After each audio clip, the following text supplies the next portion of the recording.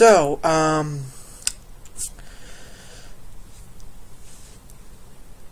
this is a completely wrong way to deal with accusations.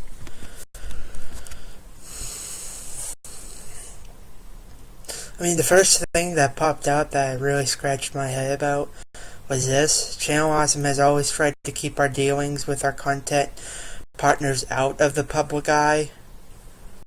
We have never publicly spoken negatively about all of them. Any of that. Is that like a polite way for saying we try to keep problems in private and not what people know about? That's kind of what it sounds like. Then,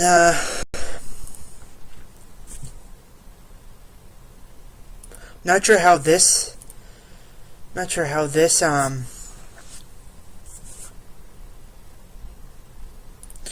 I'm really not sure how this proves that, I'm not sure how this proves that,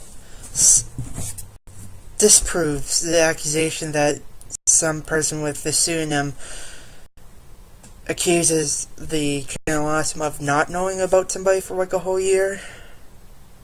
I mean, I'm looking at this, okay? And nothing here actually says, it's just arranging a meeting, it looks like.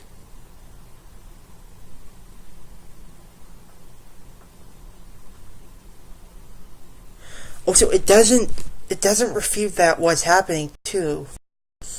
It's basically saying that if this is right, they didn't deal with it for 3 weeks just because they were scared, apparently, of PR, consulting a lawyer. And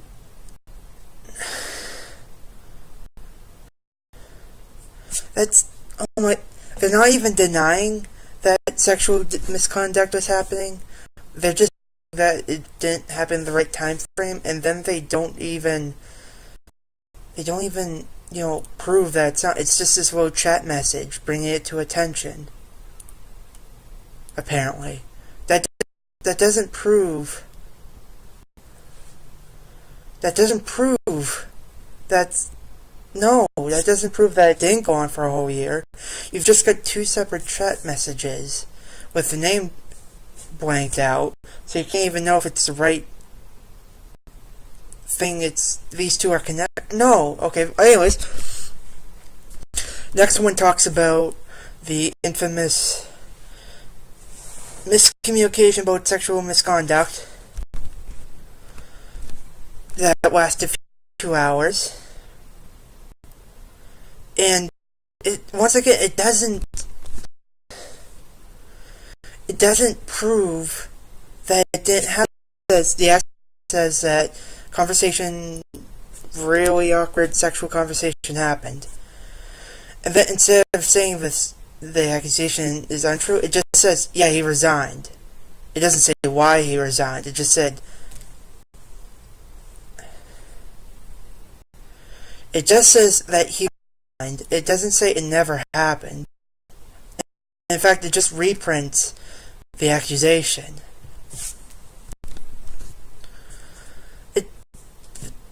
Okay, it's a fact. He resigned, yes. It has nothing to do with... everybody knows that Mike Ellis resigned. It doesn't even refute that he resigned due to the accusation here when it was... Who wrote this? Anyways, jumping ahead. People paid contributions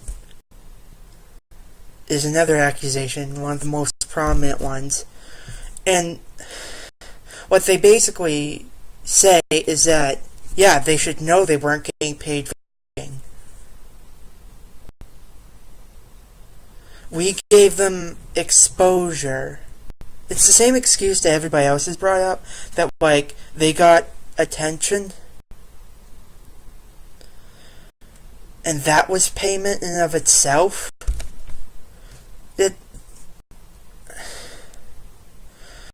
And then, Okay, first of all, they're saying that they didn't need to pay them. They should have known they weren't going to be paid at all. They just got attention shown on them. When, you're producing content, there's an employee and employee relationship here that isn't being paid. And the refutation of the accusation is basically that they should have known they wouldn't be paid. We told them they wouldn't be paid for working for us. Almost like it was volunteer work. Of course, that doesn't have anything to do with, the repercussions when some content creator stopped. And then, just, without warning, and just the complete severance, the sudden severance.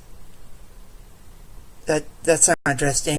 And anyways, second paragraph of this says that, we didn't ask them to pay us. Yeah, you don't ask your employees to pay you, you pay them. It's pretty straightforward that you don't ask your employees to pay for maintenance of the workplace. I work at a shopping center, and when I paycheck, there's a reduction because of bathroom maintenance. That's no. This is. I'm rather in shock that anybody would look at this and come out thinking oh yeah, I guess Channel Awesome is, or I guess I should not be mean to them after all these. I should just disbelieve the accusations. This convinced me that accusations are false because I don't know. So now it's 0 for 3 on refuting the accusations. Next one, drop in traffic to the site.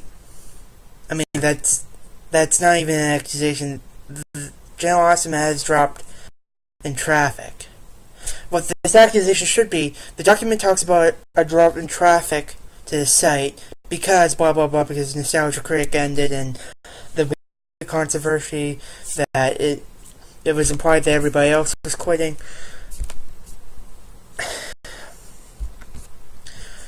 That would be an accusation you could refute, perhaps. Instead, they admit that drop in traffic when they started putting stuff on YouTube. It's true. And when the Nostalgia Critic retired. Both of those things are true. Everything here is true, actually, thus far. Then they go into the Blip and League of Super Critics. But the thing is that they're calling this an accusation when everybody knows it's a fact, and they're saying it's a fact, so I have a feeling it's there just to make them look good, like they're agreeing on here with a fact that is indisputable anyways. So it's not even an accusation. It's nothing bad. It's nothing being turned on the Walkers or my Shad. It's business, and it's not an insult to the propriety of the business. Anyways, moving on. I guess that's 0 for 3, really, because I'm just going to discount it. Multiple content partners have alleged our anniversary specials were not compensated because multiple partners have alleged that they weren't compensated for working on the thing. Once again, they don't refute it. They just said, yeah, you didn't have to, but you did. They're not addressing the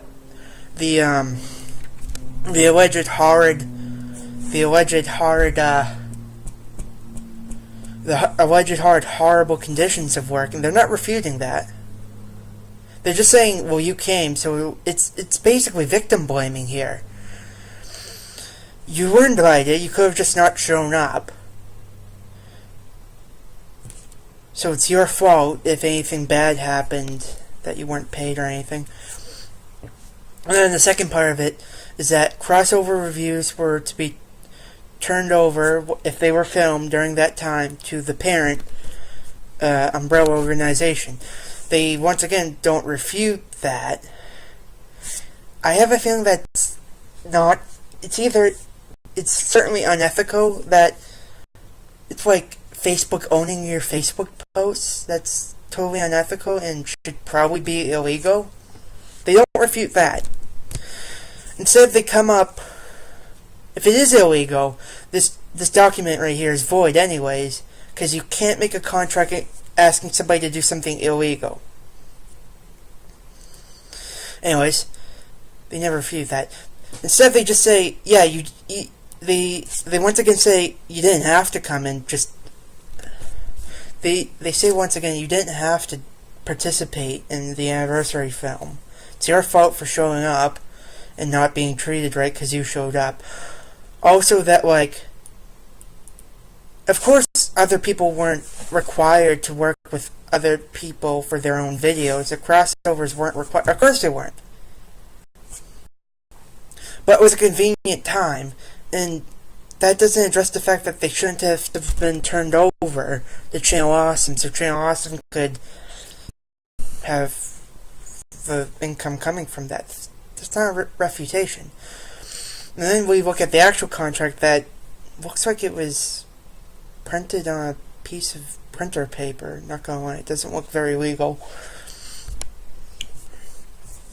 Channel Awesome will not be held liable for any injuries sustained during the filming or for lost or broken property. Okay, that's pretty typical in insurance. Participating is voluntary. Now that kind of contradicts by putting in a contract that the contract is voluntary. Working for the contract is voluntary. That's an oxymoron, a paradox, more like.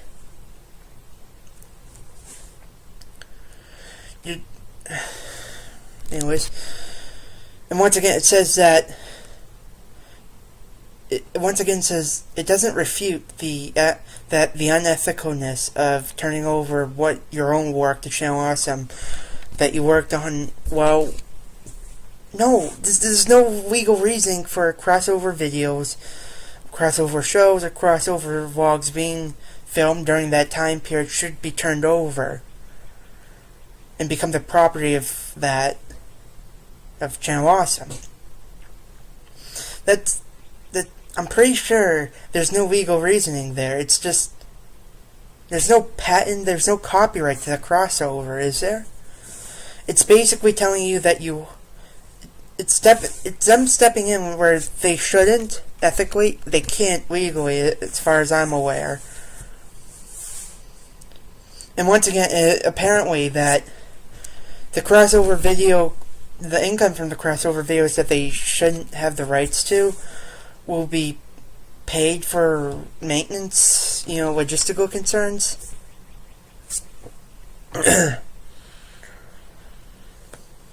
That the crossover videos will be used to recoup the cost of logistics. You see, this goes back to the whole thing.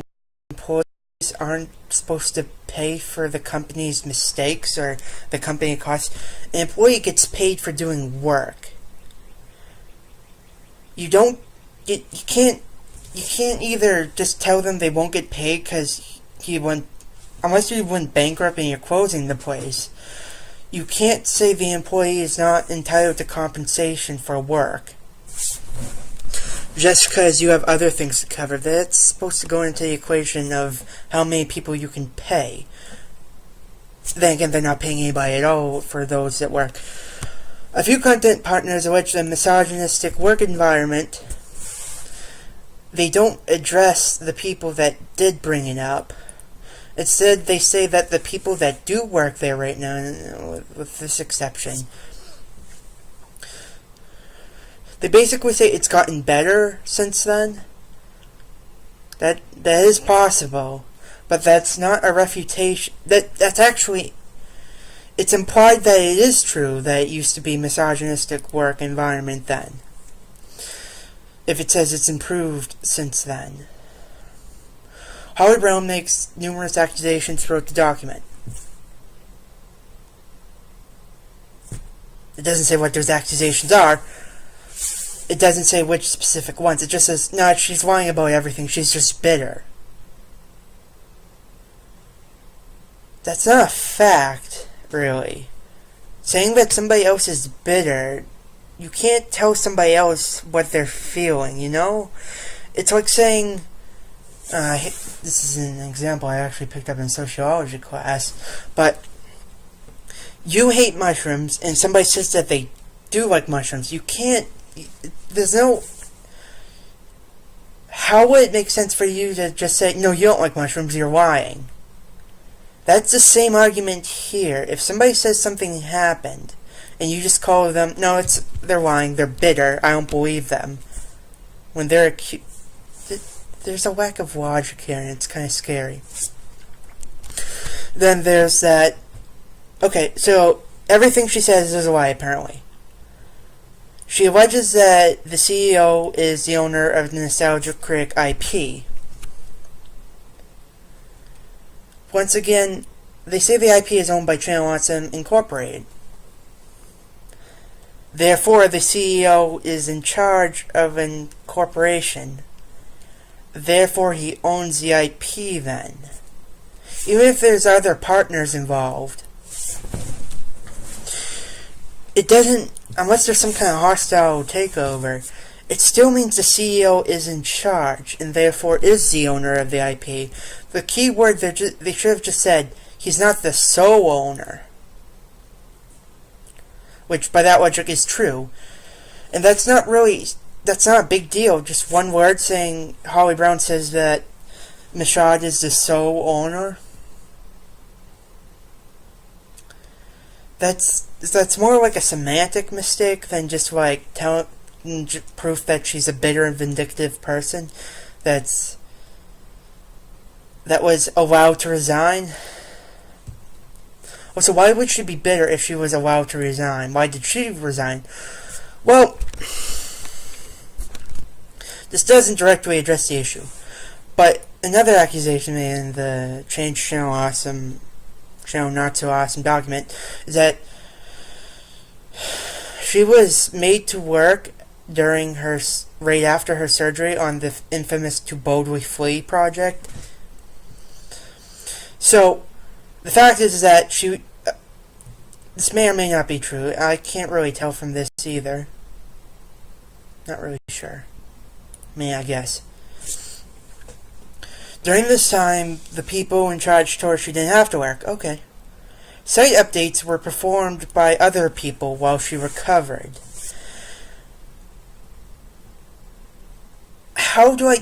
That's not what there's more to it than just that. It implies here that her only job was updating the site, when it clearly wasn't. You can look into the document for that. Lindsay Ellis alleges Todd Walker and Channel Awesome ignored concern regarding the transformation scene, also known as the rape scene, To Boldly Flee. Another screenshot of old messages.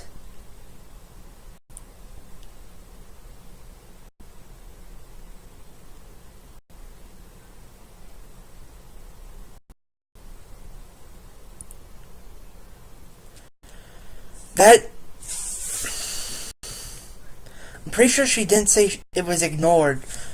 I'm pretty sure she never said that they were totally ignored. Eventually she did cause enough clamor with Winkara in order to change the rape scene of how it was worked out, with her suggesting. This is all true. This is stated, what it says here. What it says here is let me start over. The accusation here is being slated in a way that isn't expressed in the Channel Not So Awesome document. And this just repeats what it basically actually says in the Channel Awesome document, with a bias towards making Doug and everybody else look good. They did not, Lindsay Ellis alleges Channel Awesome did not do enough to protect female content partners from abusive commenters. I'm not even going to address that. fact, basically all this says is that it's not that they're stopping people. Okay, right here, this is presumably Mashad. This is presumably Mashad telling Lindsay how she can find people that are being abusive to her through the internet.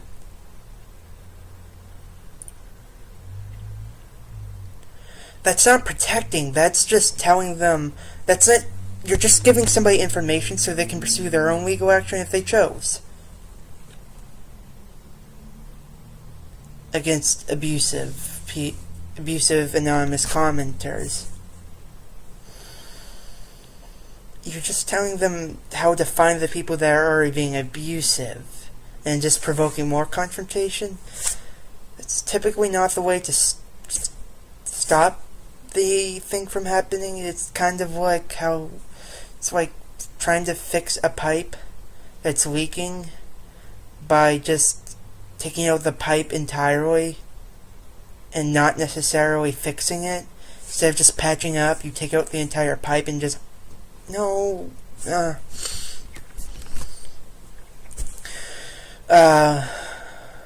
Obscurus Luca basically says that not a single person was miserable during the film. It doesn't even address this accusation. Just says not a single person wasn't miserable, and then it says kind of a grammar smack thing. It doesn't. The accusation and the document addresses what this quote is about. The accusation should have said here. It should have said that during. This person states that not a single person wasn't miserable during the filming of Suburban Nights. Then they show some random clip of her saying that this, taken out of context, which could just be somebody saying that so they don't just get people disinterested in the sales of the production. You know, it's kind of like tinfoil hat time, but it's how people said that after what's his name, the guy who played Mark Hamill said he didn't like The Last Jedi, and then he started saying he did like it because Disney didn't want him to ruin the profits by saying that movie he was part of sucked. It's kind of the same thing here. And then finally, multiple content partners address the lack of communication. Once again, that's not an accusation because they say they agree with it. They say that they've made mistakes. It's kind of like a vanilla statement saying like, okay, that things have happened in the past, we acknowledge that, so let's just move forward and basically ignore it. There's so many problems here. So overall, for the ones they just didn't agree with the accusation, that's 0 for 1. That's a fact. 0 for 3, that they should have been paid anyways. I don't even want to count at this point. Basically, for every accusation made, which is most of them are undisputable facts, they just evade it, or they frame it so it doesn't look accusation at all. So every time they refute an accusation that isn't a plain fact by agreeing with the plain fact, they frame it so they look good without directly addressing what the accusation is. I mean, people are making fun of the we're sorry you felt this way quote from the previous apology, I think on Twitter. This is even worse. I don't think just gonna say apologize. So the document never says the word we apologize. Does it ever say sorry? No, it doesn't, only in the comments. I'm I'm truly baffled how anybody with a brain, whoever wrote this, thought it would like patch things up. Who wrote this? Who actually thought this would help matters instead of making them worse? This is just so poorly worded. They should just come, and then this comes right after. Actually, this came out yesterday. So the same day they delay the Nostalgia Critic that should have come out on YouTube yesterday. This out, it's like they're trying to commit corporate suicide. This is just the worst way to respond. Just why? Why? This is, oh my god, politicians do. It's like every politician accused of something that they don't want to answer.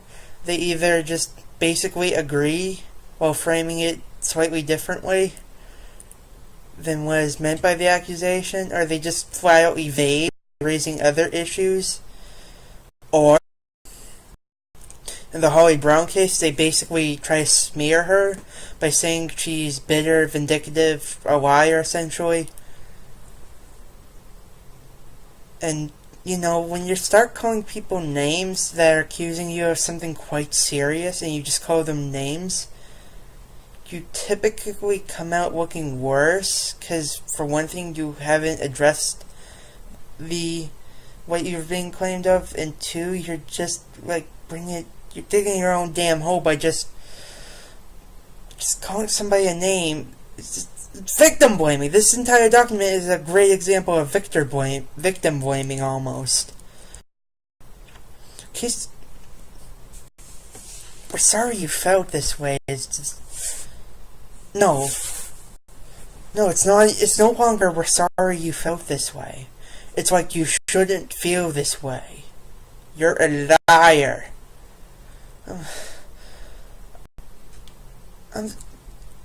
No. Just no. No.